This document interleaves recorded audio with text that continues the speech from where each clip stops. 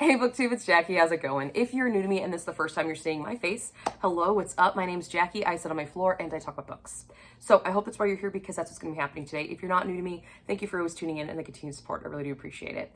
So I would have my week 6 weekly wrap up, but unfortunately, I did not finish anything in week 6. And that is from February 2nd through February 8th and all my reading shenanigans in between, but I did not complete anything. So in substitution, I have a book haul. Yeah. I have all the books that I've accumulated since the start of the year. So if you'd like to find out what you could be seeing coming down the pike later on, see what's going to be going on the shelves, maybe find some new stuff for yourself, grab yourself a drink, have yourself a seat, let's find out and talk about some books. Almost fucked up my own intro. Yes, so this should be my week 6 weekly wrap up. I did do reading, I just did not complete anything. I'm still working on Beautiful Creatures on audio. I'm almost done with that. So hopefully next week I will have be able to talk about it. And I did start Helen of Troy by Margaret George on a physical read, and I'm also reading a book on Kindle for a local bookshop's book club. They have a spicy book club, and it is called Sin Wagon. Looks like this. So I'm working on 3 books at a time, but I have not completed anything in that week. So instead of going in and just sort of talking about books, I thought I would give you my book haul. Now, these are all books that I have purchased since the start of the year. I've got Book of the Month books, I've got Barnes & Noble books, I've got Book Outlet books, and then I've got 2 random, I picked them up when I saw them and I thought they were interesting. So, yeah, let's just dive right in. We're going to start with the Book Outlet book haul. If you're not familiar with Book Outlet, it is an online kind of, I don't want to say a thrift bookshop, but it's a discounted bookshop, and it is online and it's through Canada. You can get really good books. Like, we're talking almost brand new releases, hardcover for really, really good price. If you are in the States, however, you do have to wait the shipping time because it does have to go through customs and everything, but it's well worth it. I bought dozens of books from Book Outlet. I'm a huge fan of Book Outlet just because their prices are so good. I mean, we're talking like hardcover books for $5 and they're great condition. Not all these are used. You can buy prior used books for even cheaper price, but these are not used. These are just like overstocked books.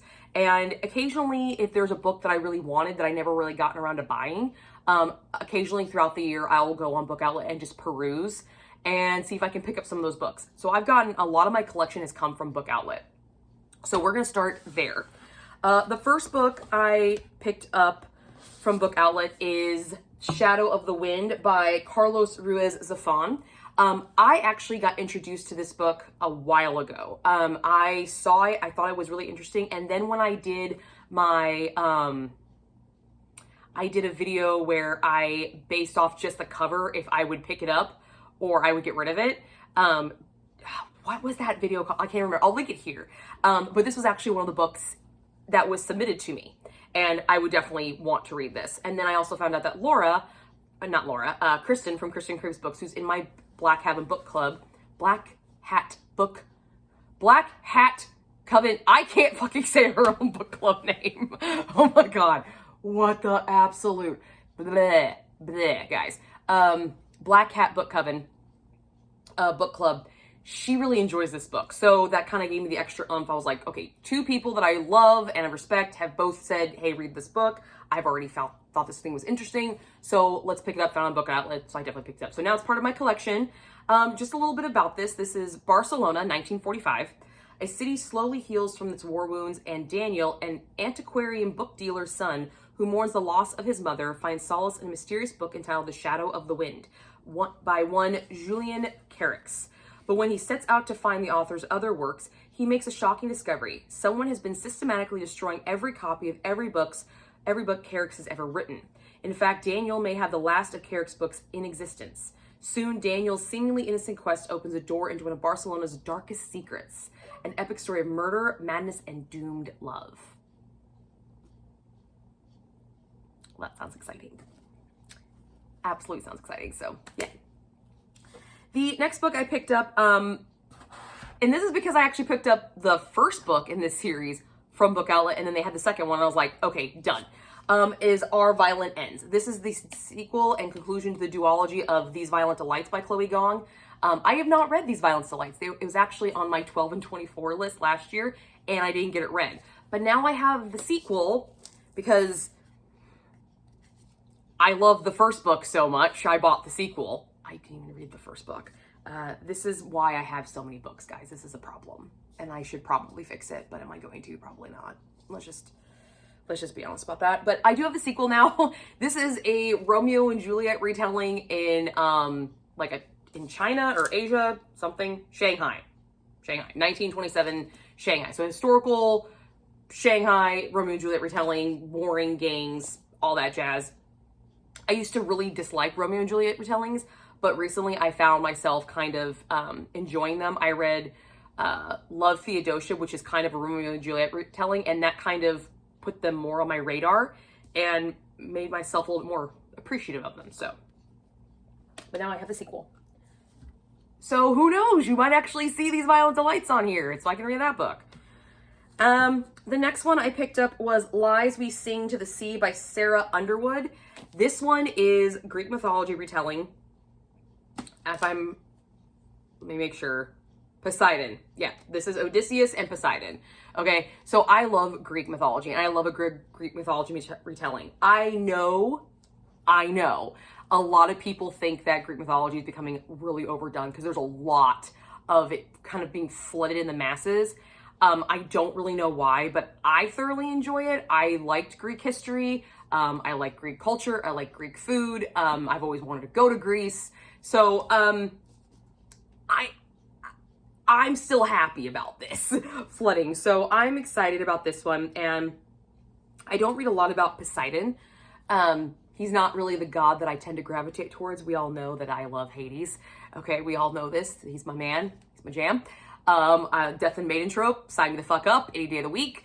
I love that trope, but this one just seemed really interesting, and I do like the story of Odysseus. It's about Odysseus, so there you go. Yep. This one I know nothing about, but I know that it's very, very popular. And I am part of the Black Hat Book Coven book club. And without even consciously doing it, I am constantly looking for books for that book club, selections for that book club. And I think one of my members has already read this book, so I probably won't pick it up for that, but I think she was the one where I originally heard it from. But this is The Spell Shop by Sarah Beth Durst. And it's the sprayed edges version, so I was like super excited about that. Other than that, it's nothing really special, but it does have the sprayed edges, which is nice. I don't know anything about this book. I just know that it's very, very popular. It had a lot of good reviews, and I saw it, and I've seen it everywhere, like in ads in passing, and let's just be honest, I'm always on the lookout for good books for my book club. Although I think one of them has already read this book. But, wait a minute, what? This was a good place with kind people who cared about each other. There was a unicorn in the woods, mermaids in the coves, and the best raspberries she ever tasted. And there was Laron. Okay. There's unicorns. I always like unicorns. Who doesn't like unicorns? So, there you go. Another witchy book. At least I hope this is witchy. It takes a village to open a heart and just one man to steal it. Okay. This one looked really, really interesting. It's a little bit of a horror, but I don't know. It's something drew me to this one. And this is Projections by S.E. Porter. Love can last a lifetime, but revenge is forever. You see, yeah, of course I was going to be drawn to this. Okay, all prices are small when someone else pays them. Catherine Bilston pays the ultimate price when she rejects fledgling sorcerer Gus Farrow, but death isn't enough to free her. Her ghost remains stuck to her obsessed murderer, even as he turns his attention to girls who remind him of her. As Gus uses his magic to kill again and again, Catherine knows she must find a way to stop him and release her own trapped spirit in the process. Catherine may have lost her voice, her body, her dreams, and her life, but she hasn't lost her power. Projections is S.E. Porter's adult debut, a haunting, dark historical fantasy exploring misogyny and the soul-corrupting power of unrequited love through an enchanted lens of violence and revenge. Sign me the fuck up. Shut up. Oh my God. Christina, if you're watching this, I feel like James Miller. I feel like I'm getting James Miller vibes. Probably not going to be as good as James Miller, but I feel I'm getting Miller vibes. Getting Miller vibes. And I'm excited. Also, red hair, seashell, lost her voice. Little Mermaid ringing a bell to you? James Miller, baby. That's going to be good. I have a feeling this is going to be good. You might see that really soon. This one okay, like, is that the same author? No, it's not. This one I almost bought in Barnes & Noble, but I ended up not. And then I found it on Book Outlet for much cheaper. And this is S.T. Gibson's An Education in Malice. This is the same author who wrote Dowry for Blood. Yeah, A Dowry for Blood. I have not read that book, but I've heard fantastic things about this. And this is a dark academia book. And I don't mind dark academia books as long as it's not like bully romance dark academia books. Like, I feel like this one is going... I feel there was a book, A Great and Terrible Beauty. I think that was the name of the book. And then the sequel was like Rebel Angels or something. When I saw this, I got that vibe of that book. I'll link the book that I'm talking about here. I read this when I was quite young, and I really enjoyed this series. And this just reminded me of this a lot. So I'm kind of excited. One of us was always going to bleed for the other. Okay. Wow. Look how big that font is. I have a feeling this is going to read really fast. This one just looked really funny. Really funny. And I love this adage because it's so just snarky, and I love it, and it is bless your heart. If you're from the South, you know what bless your heart means. I'm not from the South, so I had to be educated. And I thought it was hilarious when I found out what bless your heart actually means. I thought that was fucking hilarious. And this is by Lindy Ryan. Pretty sure it's about vampires. Rise and shine, the Evans women have some undead to kill. In 1999 in Southeast Texas, and the Evans women, owners of the only funeral parlor in town, are keeping steady with normal business. The dead die, you bury them. End of story. That's how Ducey Evans has done it for the last 80 years. And her progeny, Lenore, the experimenter, and Grace, Lenore's soft-hearted daughter, have run Evans' funeral parlor for the last 15 years without drama. Ever since that god-awful mess that left 2 bodies in the ground, and Grace raising her infant daughter, Luna, alone. But when the town gossip Mina Jean Murphy's body is brought into the regular burial and she rises from the dead instead, it's clear that Striggery, the original vampires are back, and the Evans women are the ones who need to fight and protect the town. Morticians, a family of morticians killing vampires in the South.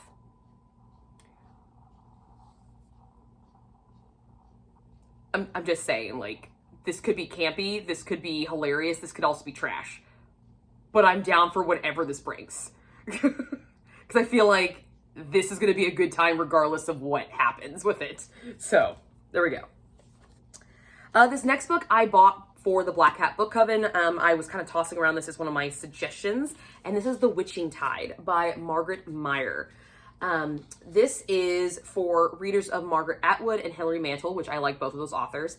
An immersive literary debut inspired by historical events, a deadly witch hunt in 17th century England that claimed many innocent lives.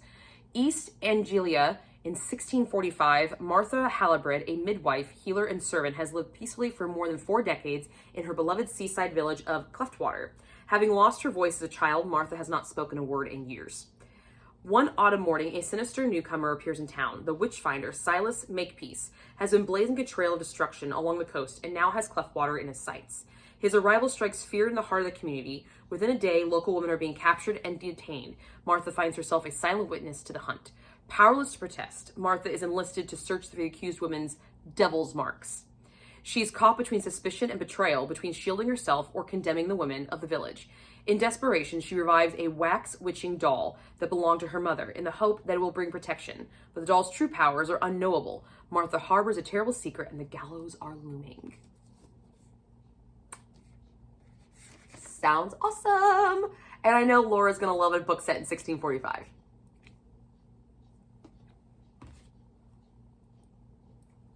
They love me over there.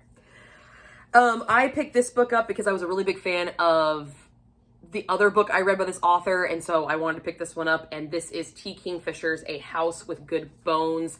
Southern Hospitality to Die For, another Southern horror, gothic horror novel. So I don't know what it's about. I just know that I like this author, so I was going to pick it up. So when I saw on Book Outlet, I was like, sign the fuck up. Belongs to me now. This next book, I have another, oh, there's a sticker on it. Boo. I don't like stickers. I have another book by this author that it belongs in this series, and I just like the covers of these, and I kind of like the synopsis, and so I've been waiting to buy this one, and I found it on Book Outlet, and this is With Love from Cold Word, Hot Days and Even Hotter Nights by Alicia Thompson. I believe this is a love story set during the Cold War, which is a very interesting time period, just to say the least. So I thought this would be kind of fun for a nice, like, I don't think it's gonna be a fluffy romance, but I think it's gonna be interesting. Because the Cold War was just a very interesting time period in American history. It just was. Another Alicia Thompson book that I picked up because I really liked the idea of it was Catching Feelings. This is a baseball romance. I really like her covers of her books. I like this cheeky, almost old school cartoony style, which definitely draws me to her stuff. Also the pop art design that you can kind of see on them, the pop style art. So I'm intrigued. I like the design aesthetic of these, so hopefully these books are good because I now have 3 from this author, so I should probably read one. You know, it's just the way it is, guys. That's just how I am. This next book, however, I have been waiting for this to appear on Book Outlet on hardcover because I have the first 2 installments of this series, and I've been waiting to get the 3rd installment so I can marathon this series. And that is the Camelot Rising series. This is the Excalibur Curse, the 3rd installment by Kirsten White. This is an Arthurian legend retelling. I'm a huge fan of Arthur and Camelot and all that retelling. I love that story. Guinevere, Lancelot, Merlin, I love those guys. I love that story. Quest for Camelot was one of my favorite movies growing up. It did not age well at all. Just a heads up, I recently just watched it. It did not age right at all. But I have been waiting for this one, and it's finally out. And so now I have all 3 so I can marathon it. However, I've only read one Kirsten White book, and I own now 1, 2, 3, 4, 5. I own 5.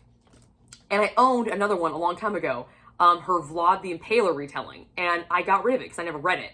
And when I read the one that I have about Elizabeth Frankenstein, I really enjoyed it. So I'm kind of kicking myself for getting rid of that because I love Vlad the Impaler too. So if I like this series, definitely gonna go back and pick that one up. I hate rebuying books I've already gotten rid of, but you know, sometimes that fucking happens. These are YA though. They are YA, so hopefully they read quickly. But I'm very excited, and these are really pretty covers underneath. Yeah. So I'm excited to have more Arthurian legends on my shelf. I'd like to start building my collection of them. I just really enjoy that story. I just do. And this is the last book I got from Book Outlet, and this is Kate Quinn's The Briar Club. This has been on my radar for quite a long time. I wanted to pick this guy up. This is about a group of women in a boarding house that all have their secrets, and then one secret gets revealed, and then they're like, they have to find out among them who's kind of like the evil villain. But it's set during Washington, D.C. in 1950. So historical fiction, women's historical fiction, literary fiction. I really enjoy this kind of feel of this book. I've never read anything by Kate Quinn, but I do know one other, it's right here, The Rose Code. I had heard of that. I have not read that either, but I mean, look at this book. It's just stunning. It is. And even the naked cover is pretty.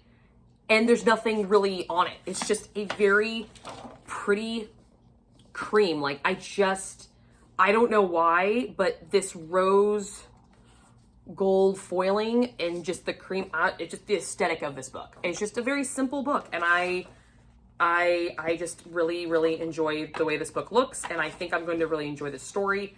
I'm getting very back into my historical fiction roots. If you noticed, there's a lot of historical fiction in this stuff, in this grouping here, so I was kind of on a kick, and that's how it goes. So that was my book outlet haul. So let's move on to just my random pickups. So where is it? So I was in Walmart doing grocery shopping, and I happened to walk over by the book section, and I found 2 books that were calling to me. One was Olivia Blake's Januaries. I read her other book, Enemies, One for My Enemies. Loved that. Absolutely loved it. Read it for my book club, the Black Hat Book Coven, and it was a big hit among all of us. So when I saw this, I definitely want to pick it up. I have not read her Atlas 6 series. I would like to pick it up one day. I just haven't. But this one is a collection of short stories of love, magic, and betrayal. And I thought this would also be kind of maybe a good pick for the book club. As you can tell, I picked up some books just for my book club because I will automatically start looking for these and be like, oh, this would be good for the book club. This would be good for the book club, because witchy books are fucking easy and we all have our own different kind of feels. So I like to, bring a selection. So yeah, but I picked this one up. Has beautiful end papers in it. So yeah, let's see if the back ones are like that. Yeah, they're the same. So yeah, I'm excited about this. I really liked One for My Enemies, the way she wrote. I liked her intricacy of her storytelling, and kind of like the layering effect that Olivia Blake does, at least in that book. So hopefully she'll do it in this one too. But I'm excited. And also, I'm always on the hunt for books that have months' names in it. I don't know why, but that's very intriguing to me. And I know Alex E. Harrow has a book called Doors of January that I don't own, and I need to. So if you comment that, I'm already aware of that book, and I need it. I just haven't bought it yet. And then I have not read this series. I have not read the first one. I've not read the second one, but the third one comes out. So of course, Jackie's going to buy it because she's glutton for punishment. And fucking dragons, man. Yeah, I bought it. Onyx Storm. Rebecca Yarros, Onyx Storm. I have not read it. I have not read the Fourth Wing series at all. I know nothing about this series. Absolutely nothing. I just know I love the way these books look, and I like dragons. So I have a feeling I'm going to like them when I get to them, but they are actually right over here. You can see them, so I'll have the whole series. Maybe I'll marathon them at some point in time. But yeah, I got Onyx Storm now. It was not one of my anticipated releases because I haven't read the other 2 books, but I wanted to make sure I got the ones with the dragons. I wanted that edition. So I found both of those at Walmart while I was grocery shopping. So yeah, go figure. Now, let's do my Barnes & Noble haul. This is one of actually my anticipated releases. This is Mother of Rome by Lauren J.A. Baer. She wrote the Medusa Sisters, which I think I own. I think I do. I own a Medusa book. I can't remember exactly which one it is. But this is about the mother of Romulus and Remus, the founders of Rome.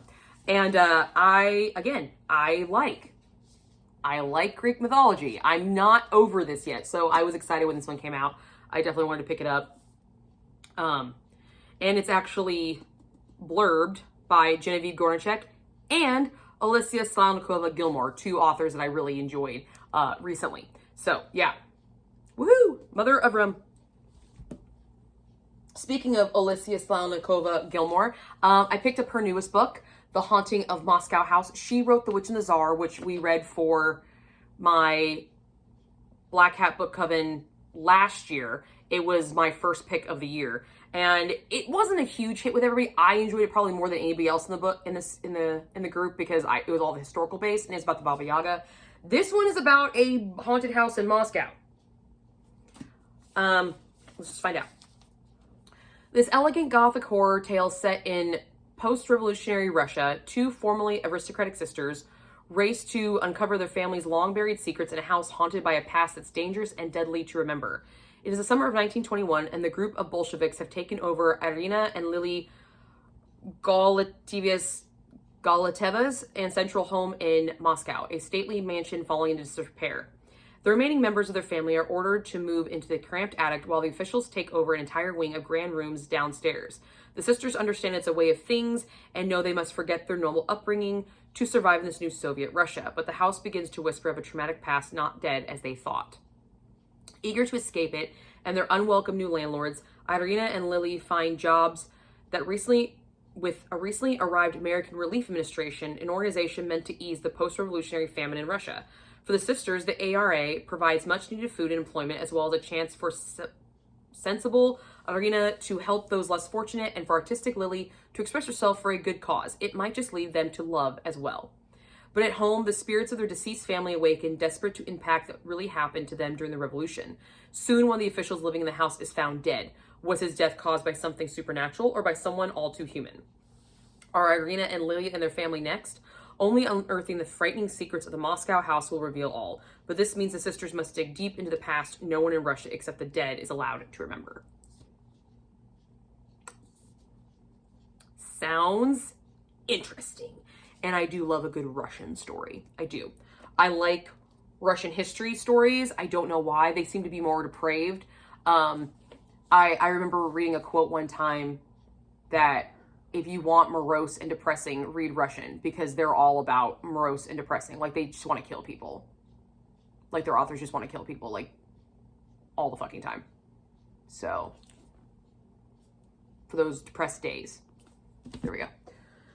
The next book I picked up, and I'm really excited because I've already seen one of my Black Hat Book Coven members buy this book, and I'm really excited about it, and that is the Grady Hendrix Witchcraft for Wayward Girls. I have read one Grady Hendrix book, and that is My Best Friend's Exorcism. And then I saw the movie. By the way, the movie sucks. The movie's horrible, guys. I mean, if you want a really funny comedy to just make yourself feel like you want a stupid, scary movie that's not supposed to be stupid, watch that. But I really enjoyed that book. I had a great time with the book until the very ending. So I'm really hoping that this one is not like that. But this was one of my anticipated releases, was this guy. So I'm excited to have it on my shelf and to get reading it. Probably not going to be picking up for a while, but who knows? Maybe my book club member will pick it for one of her books and I already own it. That would be dope. That would be awesome. That would make me so happy. The next book I picked up is another anticipated release, and that's The Stolen Queen by Fiona Davis. This is about, told in two timelines. New York City's most glamorous party, Egypt Valleys of the King, two women whose lives are changed forever after one fateful night. Egypt, 1936. When Charlotte Cross is offered a coveted spot on the archaeological dig in Egypt's Valley of the Kings, she leaps at the opportunity. That is until an unbearable tragedy strikes. New York City, 1978. 19-year-old Annie Jenkins is thrilled when she lands the opportunity to work for former Vogue fashion editor Diana Vreeland, who's in the midst of organizing the famous Met Gala, hosted at the museum and known across the city as the party of the year. Meanwhile, Charlotte is now leading the quiet life as the associate curator of Met's celebrated Department of Egypt art. She's consumed by research on Hathrake, a rare female pharaoh dismissed by most of Egyptologists as unimportant. The night of the gala, one of the Egyptian art collection's most valuable artifacts goes missing, and there are signs that Hathrake's legendary curse might be reawakening. Annie and Charlotte team up to search for the missing antiquity, and desperate hunch leads the unlikely duo to one place. Charlotte swore she'd never return: Egypt. But if they have any hope of finding the artifact, Charlotte will need to confront the demons of her past, which may mean leading them both directly into danger. Egypt, queens, parties, sign me the fuck up. Thank you. Done and done. And the next one I picked up is the sequel to The Coven, which I bought because of sprayed edges. So I bought the sequel because the sequel is sprayed edges as well. Look how gorgeous that is. And this is The Cursed by Harper L. Woods. Here are the end papers. Stunning. I bought The Coven as possibly a selection for the Black Hat Book Coven, but I've heard from a trusted source that it might not be the greatest, but I still want to give it a shot, and I really like the way these books look. They're very, very pretty, and we all know I'm a cover whore. So, pretty books, pretty witchy books for me. That's my Barnes & Noble book haul, guys. And now I have 2 boxes from Book of the Month, one to open and one that's already been opened. So we're going to go for the one that's already opened. These are the books I purchased in January. These are my January selections. Now, with my Book of the Month project onward, actively still going, these books will not be in those drawings, but they're still available to grab for other TBRs. Have you say, like, how it goes. I mean, all of them are available for TBRs, but they're just not going to be in, like, the drawings. So the first one I got is The Favorites by Lane Fargo. This is about ice skaters, and I just like the idea of the ice skaters. I thought that was cool. Yeah, Olympic skater, and they end up working together, and then the 10-year anniversary of their final skate approaches. An unauthorized documentary reignites the public fascination with Shaw and Roca, claiming to uncover the real story through interviews of their closest friends and fiercest rivals. So kind of second chance, truth retelling, you know, what have you kind of deal. This one I picked up because it just seems so interesting, and this was Andromeda. Look how skinny this guy is. Oh my God, it's so tiny. A young editor develops a close bond with her boss in this shrewd novel about the tension between tradition and modernity, expectations and reality. In a published house is anchored like a ship along Stockholm's Main Street, a large, bright building with impressive rooftop terrace. The facade is a grid of wood and granite. Flags with cursive R sway the wind. R is right ends. A young woman starts as an intern at this venerated institution and over many years gains more and more responsibility for its authors and books, all under the supervision of Gunnar, publishing director of Andromeda, the most prestigious imprint behind the finest literature. Over time, the relationship transforms into something neither of them can truly define, perhaps built on mutual trust, or is it something else? With gorgeous, understated prose, Therese Bonham definitely explores how work bleeds into our personal lives and the consequences of leaving behind old ways for doing business. Workplace romance, yeah, I like it. And it's about books. And it's also just a really short, it's a very short book. It's very short. This is probably the shortest Book of the Month book I've ever gotten. So, yeah. Not to be surprised, Babylonia, Greek mythology. Okay, I get it. You're probably already over it. All right, I get it. But this is not Greek mythology, it's Babylon. So, yeah, I picked up this one. I also picked up this one. And I picked up this one. So, yeah, I have a lot of Greek mythology here. A lot of Greek mythology. These two are by the same person. And it's really funny because I'm currently reading Helen of Troy, and Helen of Troy is Clytemnestra's sister.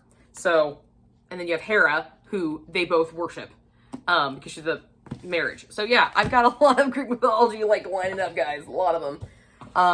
And then January's bookmark was pause for dramatic effect. I don't think you need to pause anymore for drama because I have enough of it. But now we're going to go for the one I haven't opened yet. These are technically the February Book of the Month books, but I purchased them in January, so. That was the shittiest cut ever. Trying not to cut my books, guys. I've done that before. Not in a Book of the Month, but I have cut books before by mistake. It was not pretty. I was not fucking happy. So. All right, let's see. I don't even remember. I don't even remember. All right, Blackwood's Blue Sky. There we go. Iowan Ivy returns to the mythical landscapes of Alaska with an unforgettable dark fairy tale that asks the question, can love save us from ourselves? Alaska, dark. Yeah. Birdie's keeping it together, of course she is. She's a little hungover sometimes, and she has to bring her daughter, Emmeline, to her job waiting tables at an Alaskan roadside lodge. Still, she's getting by as a single mother in a tough town, but Birdie can remember happier times from her youth, when she was free in the wilds of nature. Arthur Nielsen, a soft-spoken and scarred recluse who appears in town only at the change of seasons, brings Emmeline back to safety when she gets lost in the woods. Most people avoid him, but to Birdie, he represents everything she's ever longed for. She finds herself falling for Arthur and the land he knows so well. Against the warnings of those that care about them, Bertie and Emmeline moved to Arthur's isolated cabin in the mountainside, on the far side of the Wolverine River. It's just the three of them in the vast black woods, far from roads, telephones, electricity, and outside contact. But Bertie believes she has come prepared.